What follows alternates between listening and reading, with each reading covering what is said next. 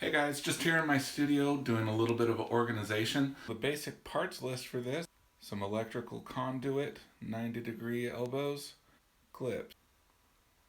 I also have this mini sound booth that normally mounts onto a microphone stand, but it was always wobbly, always not as secure as I wanted it to.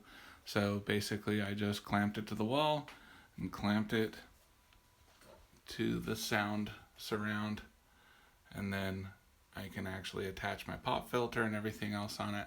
Turned out pretty good. I also used it for a stand for my iPod to hook to the wall, and it is here ready to go with the digital drums always hooked up. So one of the applications that I used the conduit for was to make a wall mount trombone stand, which you cannot find anywhere. They are not made. So it's a plunger that's been cut off and whittled down so that it fits snugly inside the 3/4 inch conduit, and you can still take it off and use it to play trombone. And then 2 pieces of conduit snugly fit together, painted black to look nice, and attached to the wall.